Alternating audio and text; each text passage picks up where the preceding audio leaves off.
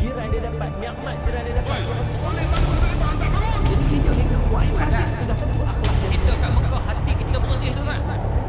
Mak bapak kita pada tempat yang sewajarnya. Untuk bulan Rejab ni yang pertama lah. InsyaAllah kita akan ikuti dengan program yang lain. Khususnya kita akan cuba mengadakan program solat tarawih, InsyaAllah kalau dibenarkan nanti pada bulan April nanti, InsyaAllah. Dan juga aktiviti yang lain lah. Jadi sama-sama kita akan selalu update melalui komuniti P11, komuniti Sarjana Asker dan juga Testing.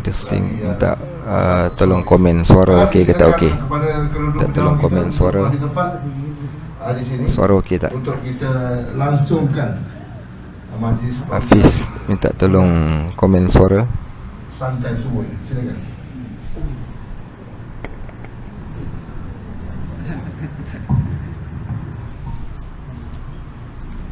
Ana ambil gambar je. Jadi kameraman. Minta tolong komen suara okey tak? Okey, alhamdulillah. Silakan.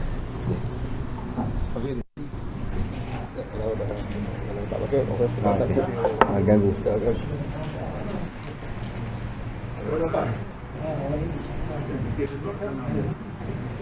Okey, depan sikit.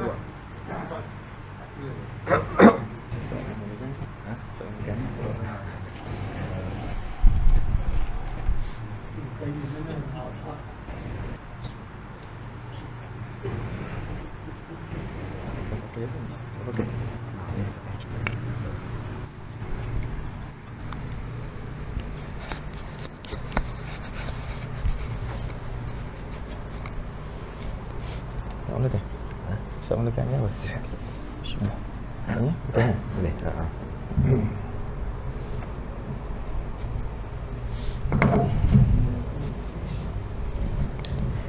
Bismillah. Assalamualaikum warahmatullahi wabarakatuh. Alhamdulillah. Alhamdulillahi rabbil alamin. ثم الحمد لله الذي أعدنا إلى الفطرة والذي فتح لعباده المؤمنين أبواب الجنة والذي بسط يديه بالرحمة والمغفرة والحسنة. أشهد أن لا إله إلا الله وحده لا شريك له وأشهد أن سيدنا محمدا عبده ورسوله لا نبي بعد.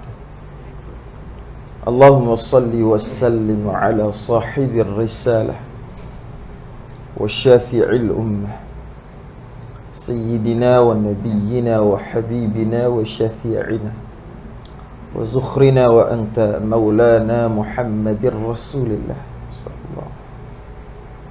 وعلى آله وصحبه أهل السعادة والتابعين لهم بالاستقامة إلى قيام الساعة.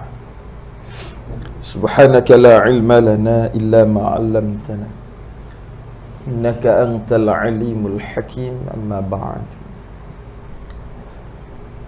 المكرم والمحترم الفاضل أستاذ نجيب, tuan-tuan guru, para alimul ulama, tuan imam, tuan Bilal, pengurusi jawatan kuasa pengurusan surau, seterusnya fraksi pengurusan program pada pagi ini, abangda-abanda yang barangkali ada yang saya kenal dan barangkali belum, dan seterusnya ma'asyiral muslimin muslimat wa jumratal mu'minin mu'minat, wabil khusus ya hadirin kaum muslimin wal hadirat kaum muslimat, para tetamunya Allah sidang jemaah salat subuh yang mudah-mudahan senantiasa Allah berikan kemuliaan dalam kehidupan, terus diberikan petunjuk yakni hidayah wal inayah wat taufiq oleh Allah Subhanahu wa taala. Alhamdulillah dalam kerumunan manusia yang masih Allah berikan kesempatan hidup sampai ke saat ini, ternyata hanya ini yang dipilih oleh Allah Subhanahu wa taala. Diundang langsung ke rumahnya Allah, mengawali petakan perjalanan dalam kehidupan seharian kita, mengawali lembaran yang baru dalam kerangka taat kepada Allah Subhanahu wa taala. Itu besar, istimewa di sisi Allah. Kerana kita yakin bahawa kalau Allah berkehendakkan untuk memberikan kebaikan kepada diri seseorang, itu tidak dengan cara diberikan lambakan harta. Ada orang, Masya Allah, menyangka, mengandaikan bahawa ukuran kemuliaan, ukuran kehebatan, keunggulan manusia diukur dari sudut harta. Tidak sedikit. Kalaulah pertimbangan kehebatan manusia ukuran itu harta, maka Qarun orang paling hebat. Tuan-tuan kenal Qarun? Hello? Di subuh ni beginilah Ustaz, beginilah sebelum saya pergi kepada tuan guru saya dulu. Ini muka-muka banyak masalah ni tengok ni. Masya-Allah. Tak tahu tengok apa tak apalah. Kalau ukuran kehebatan manusia itu disandarkan indikatornya pada harta, maka yang paling hebat Qarun. Tapi harus diingat, sebelum larut dengan kesombongan harta kekayaan, Qarun itu abid yang tekun kuat ibadahnya, hidup sezaman dengan Nabi Musa. Bahkan ada riwayat mengatakan ada bau babacannya dengan Nabi Musa itu. Saat Qarun itu diberikan kesusahan, ujian hidup susah, lulus. Sebab itulah barangkali ramai orang yang saat diuji susah oleh Allah lulus, tapi jarang yang lulus saat diuji dengan senang.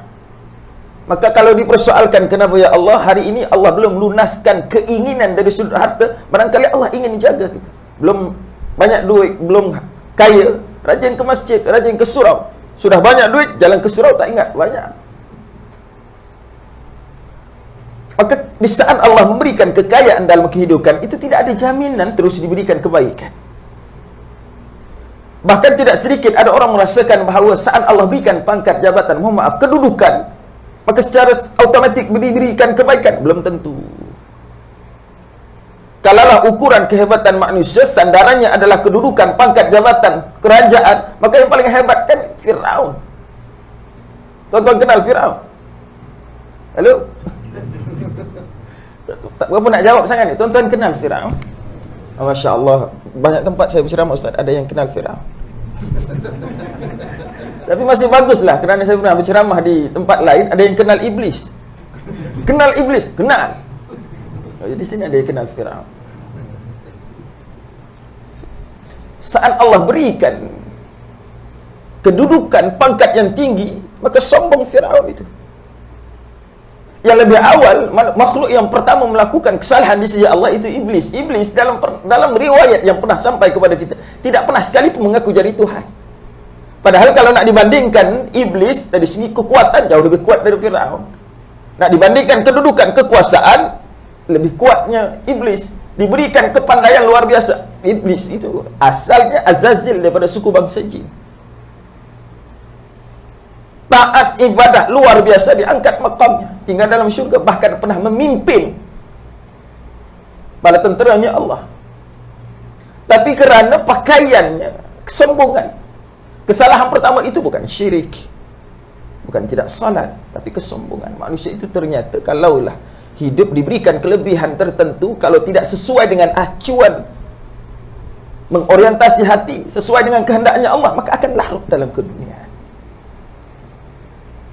Maka di saat Allah berikan kedudukan, Allah berikan harta, itu tidak ada jaminan diberikan kemuliaan. Tapi tidak salah cari harta, silakan. Kalau boleh orang Islam jangan gagal hidup di atas dunia. Karena al-Islamu ya'lu wa la yu'la al-Islam, itu tinggi. Islam mengajarkan kita berprestasi, baik kita di lapangan bidang apa sekalipun, dimanapun kita tinggal berprestasi. Nak jadi apa silakan, jurutera silakan, solat jangan tinggal. Pemimpin silakan, solat jangan tinggal. Kamu nak jadi arkitek, doktor, silakan solat jangan tinggal. Maka sebab itulah, kalau kita memahami bahawa andai Allah berkehendakkan memberikan kebaikan, tidak dengan jalan diberikan harta, tidak dengan jalan diberikan pangkat, bahkan tidak dengan jalan diberikan kepandaian. Kalaulah ukuran kehebatan manusia dari sudut yang pandai, maka yang paling hebat itu Haman. Ini confirm tak kenal. Haman itu orang kanannya Fir'aun.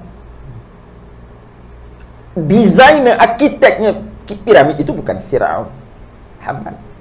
Bahkan Abu Jahal pandai. Abu Jahal, sebelum Arab memanggil Abu Jahal, Rasulullah memanggil Abu Jahal, orang Arab memanggil Abu Hakam.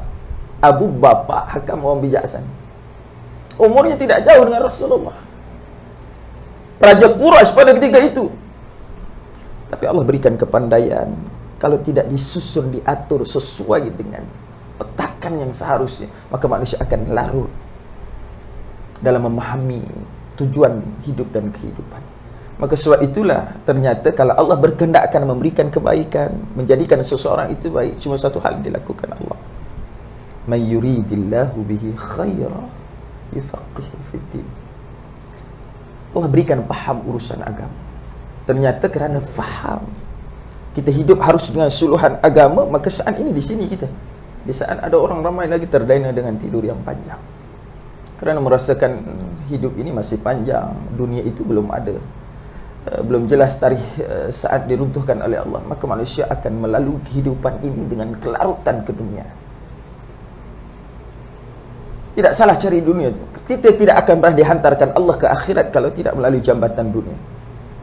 Tidak salah hidup di atas dunia, seumpama tidak salah kapal di atas air, memang sifat kapal di atas air. Tapi salah dan bermasalah kalau air di atas kapal, maka kita akan larut dan kita akan tenggelam.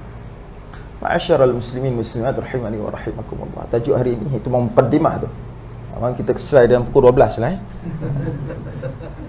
Kalau nak tunggu silakan, saya nak balik tinggal Ustaz Najib. Allahu Akbar.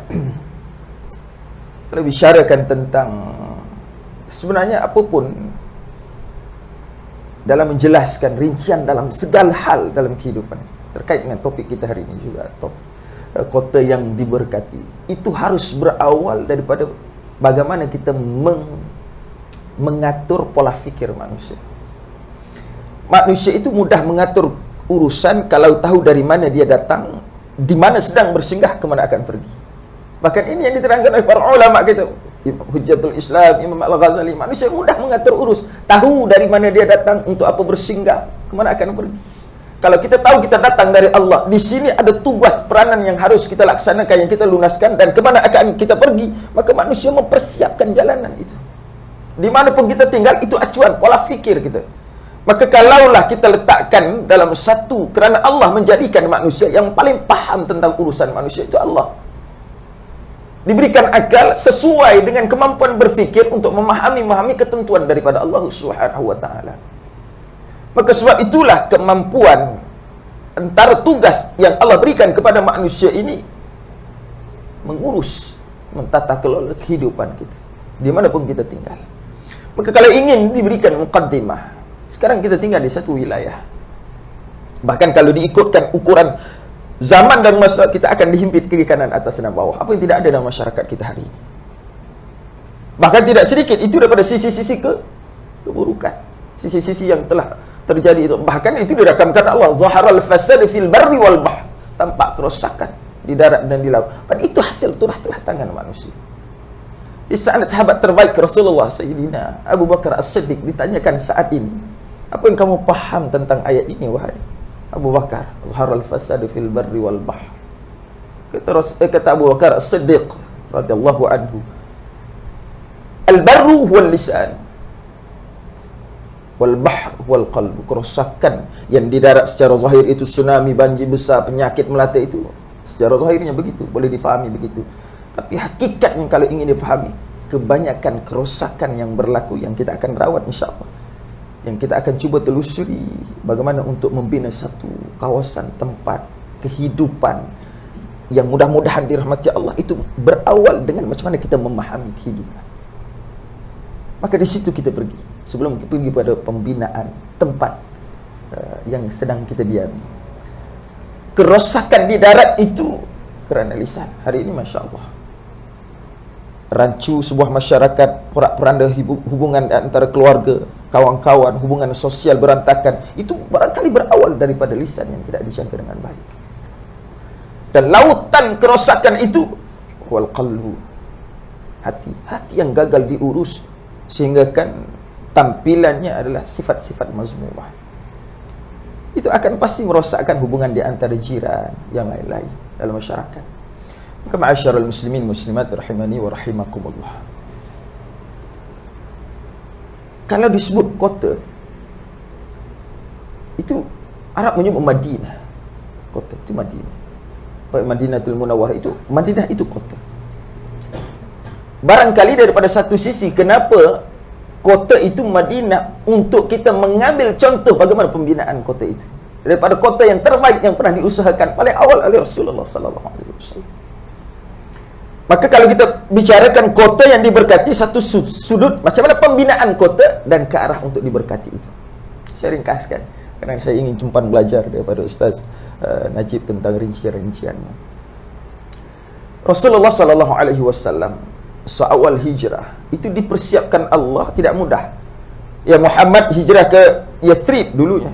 Maka ulama sudah melarang kita memanggil Yathrib kerana memiliki maksud yang tidak baik. Itu ke Madinatul Munawwarah. Itu tidak disiapkan dengan sebuah negara yang telah siap, tidak. Segala-galanya belum ada di situ. Madinah belum ada. Hanya hijrah ke Madinah. Maka berawal daripada situlah Rasulullah harus mempersiapkan. Yang ini harus kita belajar, dimanapun kita belajar, contohi Rasulullah SAW. Maka Madinah itu dipersiapkan oleh Rasulullah yang akhirnya akan menjadi dakwah Islamiyah yang terawal. Proses itu harus kita belajar. Seseorang itu hanya dilihat keunggulan setelah mendapatkan hasilnya. Tapi jarang orang yang ingin kaji tentang prosesnya. Prosesnya itu penting. Kerana Allah tidak akan pernah tanyakan hasil. Allah tanya proses. Allah tanya ikhtiar. Kalau hasil itu kan mutlak daripada Allah. Keyakinan kita yang memberikan bekas acuan dalam kehidupan kita itu Allah. Umpamanya, sekecil hal kita minum. Kalau kita meyakini air itu yang menyebabkan, menghilangkan dahaga kita, istighfar. Dari sudut akidah pincang. Walaupun secara lafaz kita boleh mengatakan begitu, kerana adat manusia berbicara. Tetapi keyakinan, hati-hati, yang memberikan acuan bekas itu adalah Allah Subhanahu wa taala. Maka pembinaan kota yang mudah-mudahan barakah.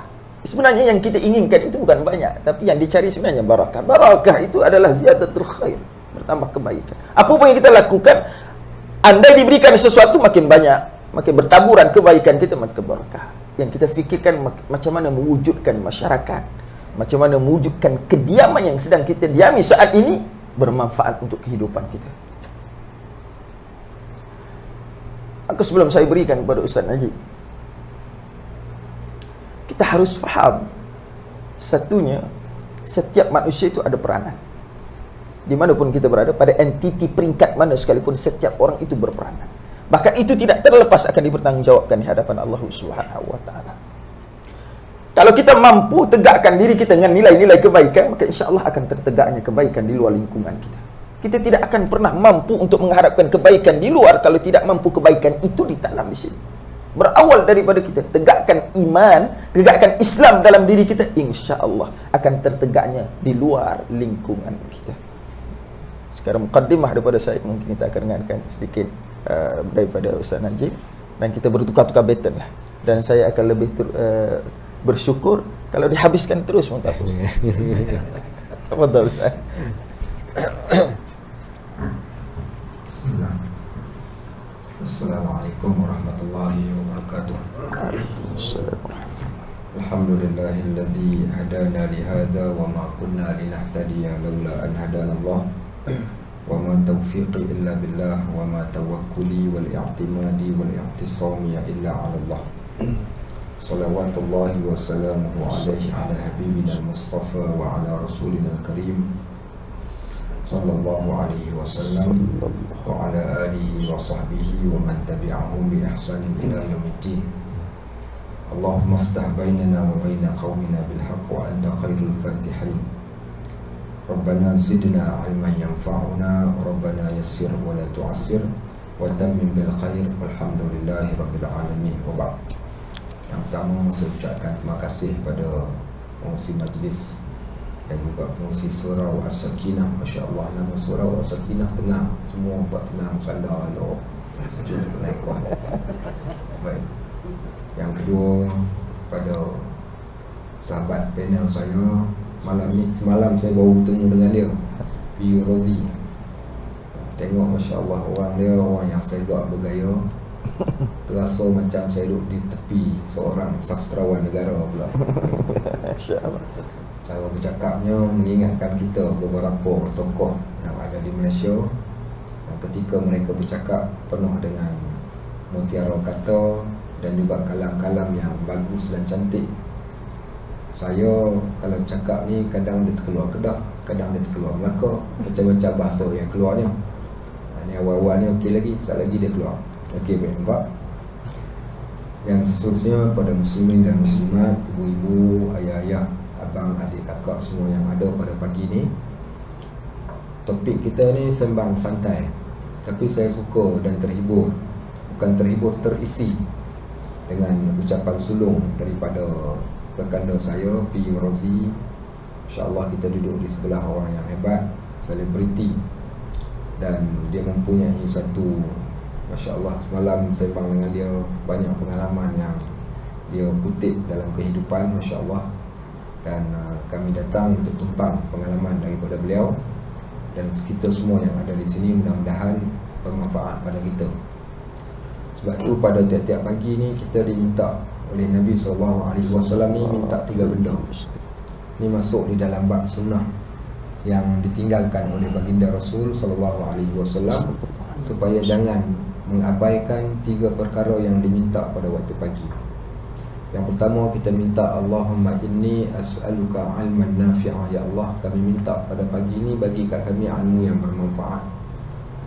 Wa nas'aluka rizqan tayyibah. Ya Allah, berikan juga pada pagi ini dan sepanjang hari ini kepada kami rezeki yang baik. InsyaAllah rezeki ada lepas ni. Pada kuliah kita sekejap lagi, dia orang jamu makan katanya. Dan rezeki yang baik itu ilmu, sahabat andai, dan pelbagai kebaikan yang Allah bagi kat kita dunia dan akhirat.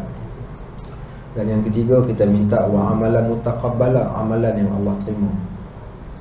Semalam kami bercakap tentang satu topik, apa guna kita hidup kat dunia ni, kita mungkin hebat, kita mewah, kita ada macam-macam, dan mungkin kita buat sebuah sikit kebaikan, tapi kita pergi ke akhirat Allah tak redha pun kat kita.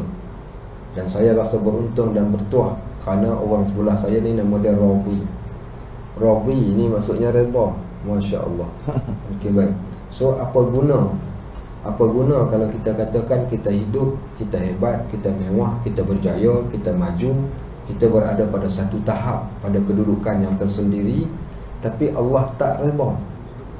Sebab itulah redha ini benda yang dikejar. Sama ada nak membina tamadun, atau nak membina manusia, atau nak buat apa sekalipun, maka redha ini di antara benda yang paling penting. Sehingga kan Nabi SAW ni mengungkapkan di dalam doa dan munajat baginda dengan menyebut, Allahumma lakal hamdu hatta tarda. Ya Allah, bagi engkau segala pujian sampai engkau redha. Walakal hamdu idza radit, dan bagi engkau juga pujian apabila engkau redha. Walakal hamdu ba'da ridha, dan bagi engkau juga pujian selepas daripada engkau redha. Pokok pangkalnya kami nak keredaan daripadamu ya Allah. Kita masuk dalam bulan Ramadan, kita berdoa kepada Allah, Allahumma inni, ataupun Allahumma inna nas'aluka ridhaka wal jannah. Ya Allah, kami pohon redha-Mu ya Allah, dan kami pohon syurga. Sebelum syurga, redha dulu. Pasal sebab redha lah Allah bagi syurga. Sebab redha juga Allah berikan pada kita kebaikan, dan juga di dunia dan juga di akhirat. Sahabat-sahabat rahimakumullah, kalaulah kita nak gambarkan bagaimana kota yang berkat, saya mulakan dengan satu petikan daripada ayat Al-Quran untuk nak mendefinisikan berkat itu tadi, yang tadi telah pun dimulakan oleh P. Radhi. Al-Barakah, perkataan berkat ini orang Melayu pun sebut berkat. Berkat ni apa dia? Berkat ialah berkat datang apa? Berkat. Dalam bahasa Arab, Al-Barakah dinamakan dia sebagai az-ziyadatu fil khair, bertambah kebaikan. Kalau sesuatu benda bertambah kebaikannya. Yang kedua berkat tu adalah at-tawassu'. Apa dia at-tawassu'? At-tawassu' ni rasa lapang. Mungkin kita berada di satu pulau yang kecil, tapi kalau adanya keberkatan, pulau itu terasa besar. Mungkin kita berada pada rumah yang kecil, tapi rumah yang kecil itu terasa lapang. Mungkin kita berpendapatan pada gaji yang minimum, tapi dengan gaji yang minimum itu kita tak rasa susah dalam kehidupan. Sebab tu ziyadatun fil khair dan juga at-tawassu' fil hayat. Kesemua orang nakkan kebaikan yang dia ada ni bertambah. Yang pertama kami nakkan kebaikan, Dan yang kedua, kebaikan yang dimiliki itu kita nak supaya Allah tambahkan kebaikannya. Dan yang ketiganya, kita nak rasa iaitu lapang. Lapang ini satu keperluan, sehingga Allah Subhanahu Wa Taala berikan satu nikmat. Bahkan Allah minta Nabi sallallahu alaihi wasallam kenang nikmat ini. Alam nashrah laka sadrak. Wahai Muhammad, bukankah kami lapangkan dada? Ada orang yang tinggal di kota metropolitan, sama ada di New York, di US, di mana-mana tempat, negara yang Masya Allah bangunan pencakar langit. Bahkan kita di Malaysia pun apa kurangnya. Tetapi dada mereka sempit. Mereka rasa kehidupan mereka kehidupan yang amat susah, walaupun mereka berada di sebuah negara yang kaya. Kenapa masih lagi rasa susah, sedangkan kita ada rumah yang kat dalam area kondo after ni yang tak ada makanan dalam rumah. Ada orang yang dah 3 hari dah tak makan dekat sini. Tak ada. Yang menjadi masalahnya, ada yang semua kita yang duduk, kalian semua terlebih makan. Tak percaya, cek perut masing-masing. Semua terlebih makan berlaku. Maknanya kita bukan bukan, maksudnya masalah kita ni bukan masalah kesusahan dari segi tidak ada makanan, tapi masalah kita pada rasa sempit. Berapa kali kerajaan bertukar, tapi keadaan masyarakatnya masih dalam keadaan sempit. Berapa kali kita katakan musim bertukar, tapi keadaan kita masih lagi sempit. Ketika musim hujan, kita berhajatkan kepada musim panas, musim cuaca yang baik. Tapi bila sampai musim cuaca yang baik, macam-macam pula. Telur pula tak ada, ayam pula harga mahal. Tunggulah mungkin hujan nanti boleh pergi mengail, boleh pergi memancing. Datang hujan, banjir pula. Jadi serba-serbi rasa tak kena. Al-insan ibna Adam la bil qalili taqna wala bil kasiri tarda. Anak Adam, kamu ni sikit ni kamu rasa tak cukup. Wala bil kasiri tarda. Kalau diberikan banyak pun dia tak akan redha, dia nak lagi. Hatta disebut di dalam hadis, walaupun engkau diberikan satu lembah emas, engkau nakkan pula lembah yang kedua. Apa yang dicari? Sebab tu saya mulakan dengan alam nashrah laka sadra. Bukankah kami telah lapangkan dada engkau wahai Muhammad? Sahabat-sahabat, kita nak kaya ke nak senang ataupun nak lapang dada? Ada orang mungkin dia pilih kaya. Betapa ramai orang yang kaya tetapi tidak ada kelapangan jiwa. Kelapangan jiwa ni dia tak datang, melainkan dia hanya datang dengan pakej agama sahaja. Sebab tu disebut salah satunya man yuridillahi an yahdiya qalbah. Siapa yang Allah nak berikan kepada hati seseorang, kepada seseorang itu hidayah di dalam hati dia, apa Allah buat? Yashrah sadrahu lil Islam. Allah akan lapangkan dada dia untuk agama. Orang yang ada agama ni, orang yang lapang dada untuk agama ni, Allah akan jadikan kehidupan dia lapang. Saya berikan satu contoh. Di sana ada hadis yang menceritakan rumah ni dia boleh jadi usang, rumah ni dia boleh jadi lapang. Walaupun rumah dia mungkin rumah yang kecil sahaja, ada 1 bilik barangkali, mungkin ada 2 bilik, tapi rumah tadi boleh bertukar menjadi rumah yang usang walaupun rumah dia besar. Dan rumah tadi boleh menjadi rumah yang melapangkan diri dia, dada dia ni, bila rumah tadi pun walaupun rumah tu sempit. Bagaimana dengannya? Antaranya adalah Al-Quran. Sebab tu kita lihat bagaimana Islam ni dia ada datang dalam bentuk package. Package ni bukan sekadar dalam bentuk kita katakan fizikal ataupun dalam bentuk material. Kalaulah Islam ini adalah datang dalam bentuk package material, nescaya sebagaimana yang Piyu Razi sebut tadi, Fir'aun adalah orang yang berjaya, Qarun adalah orang yang berjaya, Abu Jahal, Abu Lahab, Haman, mereka adalah orang yang berjaya. Allah berikan kepada kita contoh kaum Ad dengan kaum Samud. Apa yang mereka tidak ada? Mereka mempunyai kecerdikan yang luar biasa. Kalau sahabat-sahabat pergi ke Petra di Jordan, sahabat-sahabat pergi ke Madain Soleh di utara Saudi, kita dapat lihat, Masya Allah, manusia apakah ini? Makhluk apa? Jinkah mereka ni? Mereka tidak ada peralatan yang hebat sebagaimana orang hari ini, tetapi dia boleh bina ataupun dia boleh buat dalam batu tu satu bandar dalam batu. Macam semut buat sarang dalam tanah tu. Dia boleh tepuk batu yang keras, batu yang pejal ni dijadikan rumah dengan sistem saliran yang lengkap. Kalau siapa pergi ke Petra, puak ini dinamakan puak Nabatian ataupun kaum Ambar. Dan mereka datang daripada Salasilah, kaum Ad dan kaum Samud, yang diberikan kepada mereka 2 nabi, iaitu Nabi Hud dan juga Nabi Saleh alaihi wassalam. Apa yang mereka kata setelah Allah berikan kepada mereka kecerdikan untuk berfikir? Apa yang mereka kata setelah mana Allah berikan kepada mereka kemajuan di dalam pembinaan? Wa kanu yanhitunal jibala buyuta. Mereka ini membina, memahat batu-batu sebagai rumah dan bangunan kepada mereka.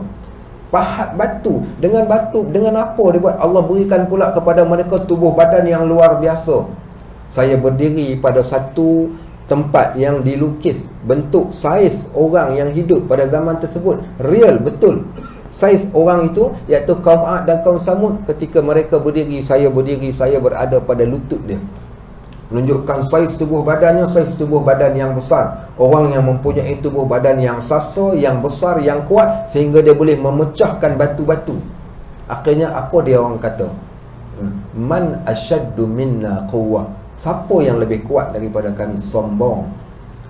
Kesombongan itu yang menjatuhkan mereka pada waktu tersebut. Kesombongan yang akhirnya mereka menolak kebenaran. Dan inilah yang kita takuti, yang dah pun mula berjangkit pada kota-kota yang besar, pada tempat-tempat yang dinamakan sebagai kota yang mempunyai manusia yang ramai. Kerana apa? Kerana masing-masing mereka mencari habuan dunia, sehingga mereka meninggalkan antara salah satunya, mereka meninggalkan bagaimana di dalam bab perkara-perkara agama dalam kehidupan ini. Nabi SAW ceritakan apa yang bakal berlaku di akhir zaman. Kita hari ni sikitkah kita ni? Umat Islam sikit? Kita tak sikit. Kita tidak kekurangan modal. Kita bukan masalah tidak ramai orang Islam, bahkan kita amat ramai. Yushikul umam an tatada'a kama tatada'a al-akalatu ila qas'atiha. Kata Nabi SAW, akan menimpa di akhir zaman kelak satu keadaan, kamu ni orang Islam ni akan dikerumuni sebagaimana pemangsa mengerumuni mangsa, macam semut hurung gula penuh. Semua orang datang kerumun pada orang Islam. Sahabat terkejut, kita jadi mangsa. Kita ni yang hari ni kita menang perang Badar, kita 313 lawan 1000 orang, kita menang. Kita menang pula dalam peperangan yang lain, hanya melainkan Uhud, itu pun kesilapan yang kecil yang menyebabkan kita kalah. Dan kita dapat tawan negara-negara, sampai Islam ni sampai ke Spain, Islam sampai ke Cordoba, Islam sampai ke Portugal, sampai ke negara barat, sampai juga Islam tu ke timur pada hari ini. Para sahabat mereka memiliki dunia, mereka juga memiliki akhirat, mereka memiliki kekuatan. Tiba-tiba bila Nabi SAW mengatakan kalian akan dikerumuni oleh para pemangsa-pemangsa di akhir zaman kelak, kalian akan jadi mangsa, kalian akan kalah, kalian akan lemah. Sahabat terkejut. Apa kata para sahabat ridwanullah alaihim ajma'in? Awamin qillatu nahnu yawma idh ya Rasulullah? Sikitkah kami pada waktu tersebut? Nabi SAW jawab, bal antum yawma idzin kathir walakinnakum usa'un ka usa'is sayl. Kamu ramai, tapi ramai kamu macam buih yang berada di lautan. Apakah kita tak cukup orang yang kaya? Kita ramai orang yang kaya di antara kita.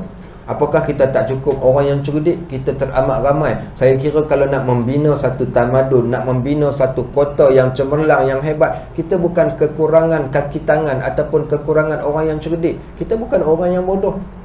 Keseluruhan majoriti kita adalah orang yang terpelajar, yang diberikan ilmu.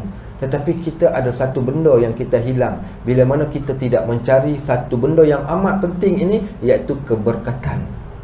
Keberkatan yang kita cari. Sebab itu kotanya kita telah pun bina, tetapi untuk nak mengisi satu kota tadi dengan berkat, supaya kota ini tidak diancam oleh Allah. Bila mana hilang berkat ini, maka kota tersebut awas akan diancam. Apa Allah sebut di dalam surah Al-A'raf? Afa amina ahlul qura. Kadangkala kota disebut dengan kepanggilan qura, sebagaimana Mekah disebut sebagai Ummul Qura. Afa amina ahlul qura an ya'tiyahum ba'suna bayatan wa hum na'imun? Afa amina ahlul qura an ya'tiyahum ba'suna duhan wa hum yal'abun? Afa aminu makrullah faman ya'manu makrullah illa alqaumil kafirun? Allah kata, adakah penduduk satu kota, satu bandar, satu kampung tersebut mereka merasakan aman disebabkan mereka mungkin dah kaya, mereka mungkin dah pandai, mereka mungkin dah hebat? Untuk Allah tidak boleh menurunkan kepada mereka ujian, ancaman daripada langit ketika waktu malam mereka sedang tidur di dalam kondominium. Okey, kemudiannya pula berada pula di atas katil yang empuk, ditemani pula oleh bidadari-bidadarinya. Kemudiannya pula mereka mempunyai kekayaan, rumahnya ni dilengkapi dengan segala macam aspek security, keselamatannya. Tinggal pula kawasan yang ada security yang jaga 24 hours. Adanya pula CCTV, dia pun tidur di waktu malam dalam keadaan tenang. Allah kata afa amina ahlul qura ayatiyahum ba'suna bayatan wa hum naimun. Apakah kamu rasa tenang, iaitu kami tak boleh buat apa-apa dekat kamu waktu malam ketika kalian sedang tidur? Afa amina ahlul qura ayatiyahum ba'suna zuha wa hum yal'abun. Adakah ketika di siang hari kamu bertugas, kamu bekerja di bangunan yang hebat, yang gah, yang besar? Mula-mula masuk ke Putrajaya dahulu, ketika mula-mula dibina, Masya Allah, dia buat daripada besi ke? Lalu kat kementerian keuangan semua tu kan, cantiknya. Tengok KLCC, Masya Allah bangunan. Siapa pun yang lalu kat KLCC mesti teliang, tahu teliang, tengkok jadi macam tu. Takjubnya dengan bangunan KLCC. Mula-mula saya saya kira mungkin antara orang yang terawal menggunakan KLIA, sebab kami duk ulang-alik keluar negara waktu tu. Tengok-tengok KLIA sampai terkejut. Tanya orang Arab, dia kata majnun. Apa yang majnun? Gila, dia kata. Dia kata mana pernah ada hutan dalam airport. Buat airport dalam hutan. Dia kata kita buat airport dalam hutan. Ya kan pokok ada kat tengah-tengah airport. Dalam KLIA tu kan ada pokok dalam tu. Dia kata gila, majnun. Dia kata majnun, aku tak boleh nak fikir. Ini Malaysia. Dan Allah kata, adakah kamu rasa aman daripada ancaman kami waktu siang hari kamu duduk dalam bangunan yang hebat? Afa aminu makrullah. Siapa yang boleh rasa aman daripada ancaman Allah dan perancangan Allah? Melainkan orang kafir saja, orang yang tak ada agama. Sebab tu jangan rasa kita hebat walaupun kita mungkin berada di satu tempat. Dan yang kita perlukan hari ini adalah satu benda, iaitu keberkatan. Keberkatan, sebab tu disebut di dalam Al-Quran, lau anna ahlal qura amanu wattaqau la fatahna alaihim barakat minas sama. Kalau penduduk di satu tempat, satu kawasan tersebut, mereka adalah orang yang beriman dan mereka adalah orang yang bertakwa, nescaya kami bukakan keberkatan daripada langit untuk turun di tempat tersebut. Kita bukan kekurangan dana, bukan kekurangan tenaga, bukan kekurangan harta kekayaan, bukan kekurangan hasil bumi. Kita cuma kekurangan bila mana kita tidak mencari keberkatan daripada yang memberi keberkatan. Itu salah satu daripada punca. Bila hilang dua benda ni, iman dan takwa daripada penduduknya. Di mana iman kita? Di mana iman kita yang Nabi SAW sendiri sebut, dalam bab kalau kita belajar dalam ilmu akidah pun, iman tu apa? Iman itu adalah kepercayaan kita, kepercayaan pegangan yang ada dalam kehidupan kita. Kita lihat hari ini apa yang berlaku di dalam masyarakat yang saya kira kita tak perlu pun untuk nak sebutkan secara detail. Kita bukan kekurangan dana, tapi kita kekurangan orang-orang yang bertakwa. Saya suka cerita, ada kisah seorang tokoh jutawan yang hebat di Saudi. Kalau tuan-tuan tengok kat Malaysia ni, kita ada bank. Bank ni nama Bank Ar-Rajhi Bank. Bank Ar-Rajhi ni, owner dia adalah Syekh Sulaiman Ar-Rajhi. Kalau dikatakan nak cemerlang, nak hebat, memerlukan kepada kecerdikan, maka Syekh Sulaiman Ar-Rajhi telah membuktikan dia bukan orang yang belajar sampai Oxford, tetapi dia hanyalah orang yang hanya boleh membaca dan menulis. Tapi dia owner kepada bank yang memiliki 500 cawangan di seluruh dunia. Dia tak masuk universiti pun. Ditanya kepada dia ketika dia datang ke Malaysia, dia orang buat satu temu ramah yang orang tanya, wartawan tanya dia soalan pertama ni, dia belajar di mana? Daripada mana? Dia dah orang yang hebat. Di mana dia belajar? Dia kata, aku bukan orang yang belajar tinggi, bahkan aku hanya sekadar tahu membaca dan menulis. Pekerjaan aku adalah pekerjaan yang kotor. Aku adalah seorang gembala kambing. Bermula dengan seorang gembala kambing yang mengembala kambing di tengah padang pasir, kemudian dia dapat jadi supplier untuk kambing dam haji dan umrah. Bermula dengan kambing, daripada ratusan jadi ribuan, jadi puluh ribu sampai juta. Akhirnya dia buka money changer. Dia ambil orang yang cerdik untuk bekerja. Sebab tu orang kata nanti orang yang grade A akan bekerja dengan orang grade C. Tanpa grade A ni orang academician yang pandai-pandai ni, dia ambil, dia gajikan, buka money changer. Selepas money changer, ada lagi modal sampai ke satu tahap, dia tengok tak ada bank Islam, dia buka Bank Ar-Rajhi. Sampai dia ada bank. Dan orang pun tanya pada dia, pernah berhutang tak dalam hidup? Dia kata, buat apa nak hutang, aku ada bank. Baik, orang tanya lagi soalan pada dia. Dengan cerita kata dia ni orang yang suka menyumbang, suka sedekah, dan jumlah yang amat banyak. Wakaf, kalau pergi kat Saudi tu nampak tulis Wakaf Ar-Rajhi, Wakaf Syekh Sulaiman Ar-Rajhi, Wakaf Sulaiman Ar-Rajhi. Tanya dia berapa banyak yang dia pernah sumbangkan. Bahkan dia kata tak payahlah nak cerita, biar di antara aku dengan Allah. Bila dia desak, dia kata aku pernah infak lebih daripada 2 bilion US dollar dalam satu masa. Orang tanya dia, adakah harta dia jadi kurang? Dia kata tak pernah kurang, bahkan makin bertambah pun. Last kali soalan terakhir mereka tanya dia, boleh tak berikan kepada kami tips macam mana engkau jadi kaya? Itu yang kita nak kadang-kadang. Kita memandang pada kejayaan seseorang ni, contohnya mungkin dari segi dia mengatur cara, ataupun dari segi tips yang tertentu yang dia amalkan supaya dia jadi kaya. Sebab tu ada orang bila mana dia kata tip nak kaya ni, kena baca, kena buat solat duha, kena baca surah Waqiah. Sekali kawan tu baca, tak kaya-kaya juga. Kan dia dah salahkan agama. Dia jadi minta tip. Maka tip dia beri satu benda sahaja. Apa dia tip dia? Tip aku adalah at-taqwa. Dia kata taqwa. Bila ditanya pendetilan, bukankah Allah sebut dalam Al-Quran, wa may yattaqillaha yaj'al lahu makhraja wa yarzuqhu min haitsu la yahtasib wa man yatawakkal 'ala Allah fa huwa hasbuh innallaha balighu amri qad ja'ala Allahu likulli syai'in qadra. Siapa yang bertakwa pada Allah, kami bukakan jalan bagi dia. Tapi ayat ni kena faham, siapa yang belajar bahasa Arab, dalam bahasa Arab ni dia ada ayat syarat dan dia ada jawab syarat dia. Maknanya kalau nak sesuatu benda ni, nakkan Allah bukakan jalan bagi kita, kita nakkan rezeki yang baik bagi kita ni, syarat dia wa man yattaqillah, kena bertakwa dulu. Apa dia takwa ni? Al-imtisalu awamirih wajtinabu nawahi, iaitu buat apa yang disuruh, tinggal apa yang dilarang.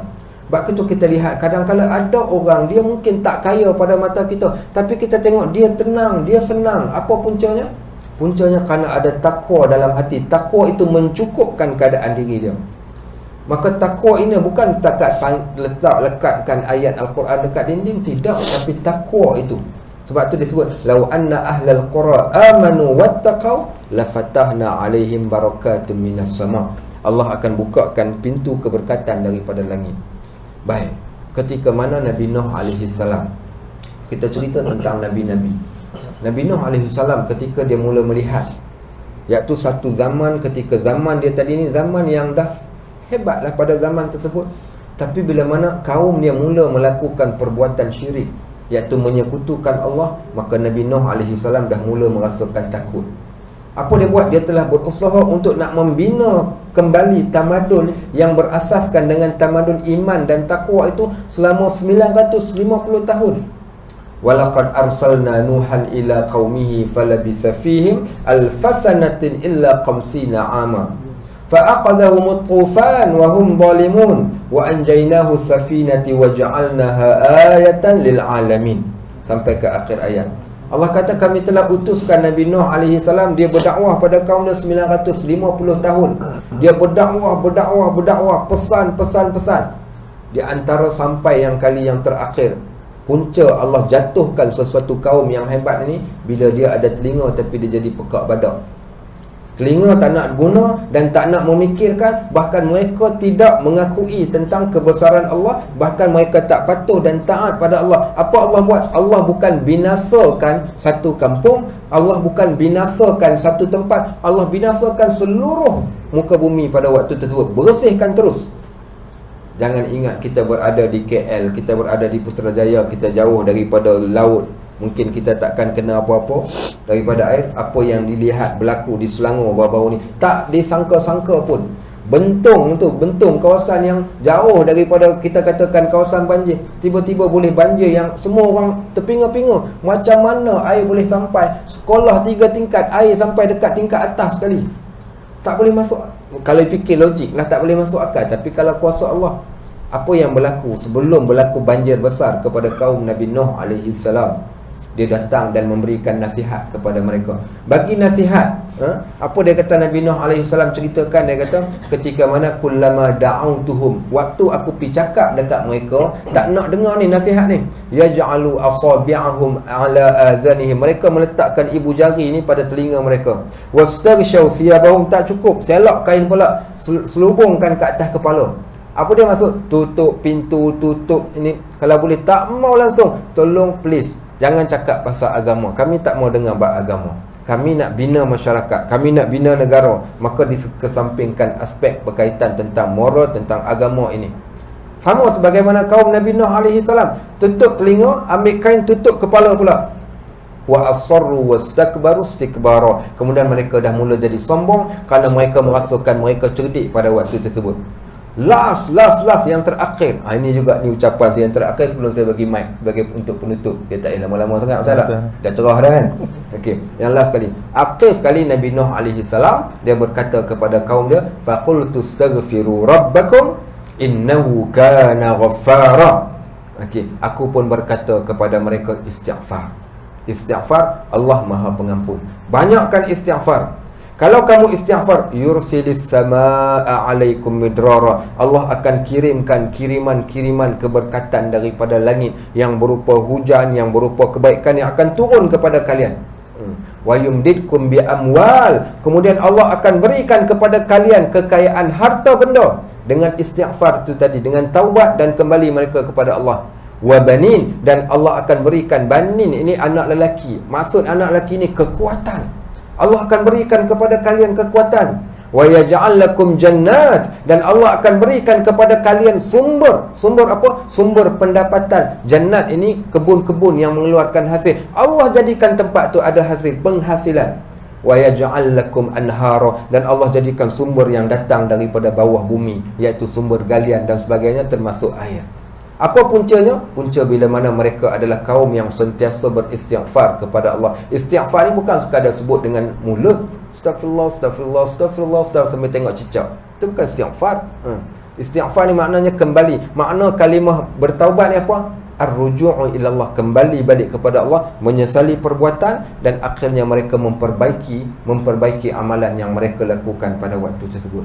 Sahabat-sahabat rahmatullah, maka ini saya kira saya bukan orang yang layaklah nak cerita tentang tamadun, macam mana nak bina kota, tapi untuk nak mengambil, nak mentransferkan apa yang terdapat di dalam Al-Quran, di dalam kisah-kisah umat yang terdahulu. Inna fiha la'ibratan, sesungguhnya bagi kisah-kisah mereka adalah satu iktibar. Kepada siapa ni? Liman kepada orang yang mempunyai ulul albab, hati yang celek ataupun akal yang sentiasa memikirkan. Barakallahu fikum, jazakumullah khairan katsira. Assalamualaikum warahmatullahi wabarakatuh. Saya serahkan kepada PU Radhi untuk tutup lakorak. Okey, sudah. Ada okey. Insya-Allah. Hamdan wa syukran lillah. Salatan wa salaman ala Rasulillah wa ba'd. Di antara keberuntungan manusia yang masih Allah berikan kesempatan hidup sampai ke saat ini adalah kita dapat duduk belajar. Tambah-tambah kita berada pada suatu wilayah masa dan zaman yang setiap orang itu menunggu jadual mati masing-masing. Maka benar kalau Imam Muhammad bin Idris Asy-Syafi'i pernah mengungkapkan, man aradad dunya fa'alaihi bil ilmi. Kalau kita inginkan dunia yang dihambat manusia daripada pagi membawa ke petang sampai ke malam itu tentang urusan keduniaan, maka harus dengan ilmu. Wa man aradal akhirah, nakkan akhirat, kerana itu wawasan yang paling penting. Fa'alaihi bil ilmi, harus dengan ilmu. Wa man aradahuma, nakkan kedua-duanya. Dunia kita tidak tinggalkan, akhirat menjadi wawasan keutamaan gagasan terpenting dalam kehidupan kita, harus dengan ilmu. Dan saya kenyang hari ini sebelum kita dengan santapan secara jasad, maka kita harus mengisi kekosongan rohani kita. Kalau begini yang kita sirami setiap kali diberikan lembaran hari yang baru, kita dapat duduk belajar dengan tuan guru kita, ustaz kita, maka insya-Allah kalau itu yang kita usahakan, maka akan ada jaminan dalam aturan pola perjalanan kita akan lain. Disebutkan banyak terlalu syarat tadi tentang bagaimana kita membangun sebuah kota itu. Harus kesukaran bukan untuk membangun infrastruktur, tapi bagaimana pengisian. Kalau setiap orang ambition adalah barakah, maka diurus ke situ. Ini daripada tauladan Rasulullah sallallahu alaihi wasallam telah menyatakan, kan pembinaan kota yang paling awal itu tentang bagaimana urusan agama, hubungan spiritual. Dibangunkan masjid, itu dalam sejarah tercoret juga. Rasulullah membangunkan masjid itu sebagai manifestasi bagaimana bagus membangunkan peradaban, harus dengan agama, harus dengan suluhan moral itu. Kalau sesuatu bangsa runtuh kerana keruntuhan infrastruktur, senang dibangunkan. Jepun, Hiroshima, Nagasaki itu runtuh, tetapi hari ini menjadi salah satu kuasa besar dunia. keruntuhannya infrastruktur. Tetapi kalau sesuatu bangsa, sesuatu tamadun, sesuatu peradaban jatuh disebabkan keruntuhan moral atributnya, itu sukar nak dibangunkan. Maka agama paham urusan ini. Allah yang menjadikan manusia diberikan agama sebagai sistem kehidupan. Maka kalau kita, di sini tempat kita tinggal, mengharapkan kehidupan yang harmoni, diberkati oleh Allah dengan bertebarannya kebaikan, maka lengkapkan diri kita dengan agama. Paling kurang hidupkan di sini surau kita ini dengan syariat, dengan syiar keislaman. Itu akan ada jaminan kehidupan yang lain akan lebih bertambah bagus.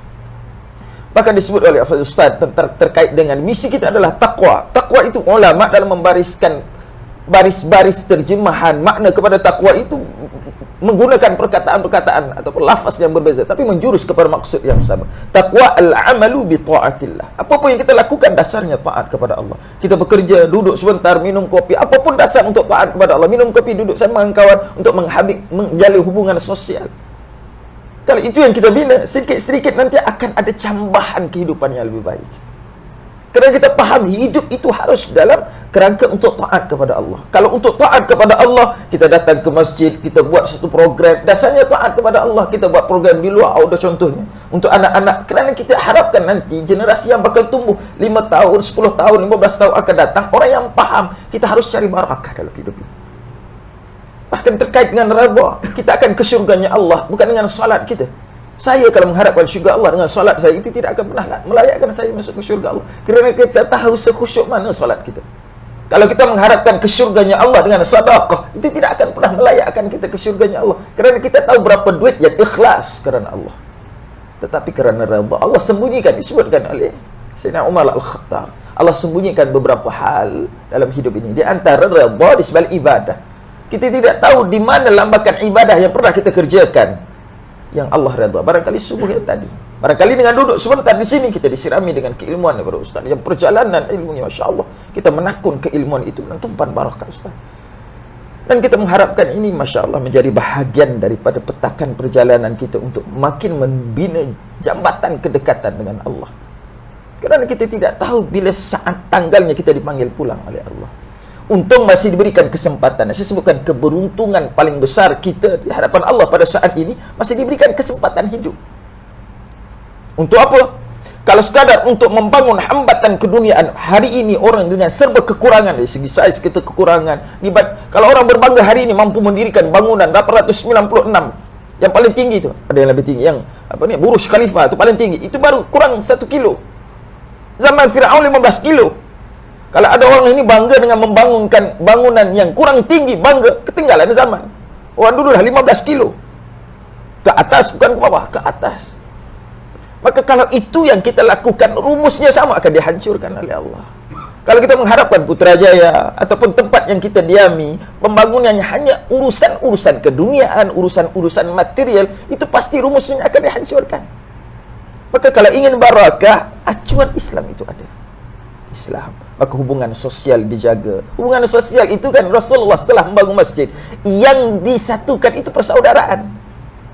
Orang bicarakan tentang sisi-sisi mempersaudarakan orang Islam dengan Yahudi. Itu memang berlaku. Tapi lebih awal Rasulullah mempersaudarakan Islam dengan Islam. Aus dan Khazraj itu. Islam dengan Islam. Kita ada nilai kerukunan antara agama. Kita ada nilai kerukunan seagama. Yang parah hari ini yang seagama. Kan? Kalau seagama itu bermasalah, pincang, berantakan, apatah lagi tentang urusan-urusan yang lain. Gagal faham di situ. Kita tidak akan mampu menampilkan sesuatu yang sifatnya baik kalau sama-sama ini bermasalah. Sekalipun kalau berbeza tentang sesuatu urusan, tetapi kita tetap ada wawasan akhlak. Innama bu'istu liutammima makarimal akhlak. Rasulullah paham, diberikan rumus itu. Aku diutuskan untuk menyempurnakan akhlak yang baik. Satu bidang tugas, akhlak yang baik. Tetapi terangkum padanya satu dimensi tugas-tugas yang pernah wujud di atas muka bumi Allah. Menunjukkan manusia itu kalau baik akhlaknya, maka mudah urusan yang lain. Kerjanya bagus, pembangunan kotanya bagus, dalam urusan sosial organisasi bagus, pembinaan rumah tangga bagus. Sekalipun bagus tentang akhlak. Yang mahal itu akhlak. Maka Rasulullah menyebutkan untuk menyempurnakan akhlak yang baik. Ada orang itu lebih menyibukkan menjadi baik pada urusan makhluk. jarang dia memberikan pemberatan kepada menjadi baik pada urusan Al-Khaliq. Kalau kita ni, tuan-tuan, kita menyibukkan dengan memikirkan untuk menjadi unggul dengan sesama manusia, miskin kita. Contohnya ada orang, kalau jirannya beli motor baru, demam. Kerana ukuran rezeki pada kawannya itu. Tuan-tuan, kita jahil bukan kerana alimnya orang lain. Kita alim bukan kerana jahilnya orang lain. Kita senang bukan kerana susahnya orang lain. Rumusnya begitu. Kalau jiran kita renovate rumah baru, koma dia sebulan hospital. Kawan tu berbini baru, meninggal dia. Kita mengatur, memahami kebaikan Allah dari sudut-sudut yang kadang-kadang tersalah faham. Oh, Allah baik. Kalau keluar daripada surau ini, jumpa emas, tongkol. Allah baik barangkali tadi solat subuh berjemaah. Ni menilai kebaikan-kebaikan Allah dari sudut-sudut yang besar. Diberikan harta yang mewah, diberikan kedudukan yang tinggi, maka kita mengatakan Allah Maha Baik. Tapi jarang kita menilai kebaikan-kebaikan Allah dari sudut yang tidak lihat. Duduk di sini betahkan sebentar, boleh tetapkan apa mampu duduk daripada awal sampai akhir. Itu nikmat. Itu pemberian hadiah daripada Allah. Yang ada orang sudah belasan bulan, bertahun tidak jejakkan kaki ke surau masjid. Hari ini Masya Allah didatangkan orang alim untuk kita tumpang belajar, memahami wawasan kehidupan dengan lebih baik. Maka sebab itu saya yakin dan percaya kita akan mengawali pembinaan kehidupan masyarakat itu dengan kefahaman keberagamaan. Dan itu mustahil akan mampu dicapai melalui dengan ilmu. Maka sebab itu secara khulasah, apa pun yang kita ingin lakukan dalam aturan kehidupan kita, buat sesuatu dasarnya untuk taat kepada Allah Subhanahu wa taala. Tapi tidak berhenti di situ. Takwa itu bukan sekadar al-amalu bi ta'atillah, harus ada hujungnya. Kerana tidak dikatakan seseorang itu benar-benar bertakwa kalau hanya sekadar mampu melakukan taat kepada Allah. Harus ada bersandingan. Wa tarki ma'asillah. Kadang-kadang melakukan yang Allah suruh mudah, tetapi meninggalkan yang dilarang payah. Tapi sifat daripada takwa yang kita ingin jamin barakah itu turun harus bersandingan. Itu di antara inti yang disebutkan oleh Ustaz Najib. Ada orang, Masya Allah, kita ni dalam bahasa saya suka buat bingung malaikat. Ada orang ibadahnya rajin, maksiat tekun. Solat tak tinggal, mengumpat orang jalan terus. Bingung malaikat, nak apa manusia? Diberikan panduan, diberikan panutan, tapi sifatnya manusia. Satu daripada nama manusia, insan, dari kata nasian, nisya. Kita lupa.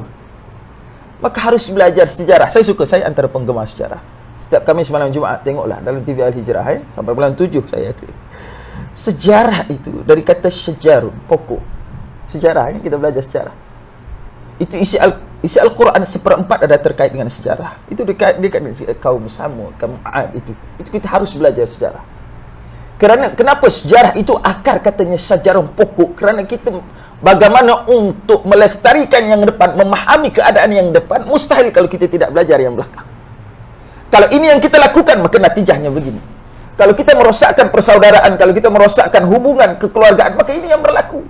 Kalau kita biarkan anak muda kita jauh daripada agama, maka harga yang perlu kita bayar nanti kehancuran yang berlaku dalam masyarakat kita pula. 15 tahun, 10 tahun, 15 tahun akan datang. Kalau kita biarkan anak muda kita, baik lelaki, perempuan, hanyut dengan keduniaan yang tidak ada aturan keagamaan, maka nantikan satu saat kita akan melihat kehancuran. Hari ini ada orang namanya Islam, tetapi jangankan hal-hal yang utama. Suratul Fatihah belum tentu lepas. Rukun iman dengan rukun negara tertukar masih banyak. Maka sebab itu, siapa nak menyelamatkan kita pada kehidupan yang begini? Melainkan dengan ilmu-ilmu yang mampu mendekatkan kita dengan memahami agama dengan lebih baik.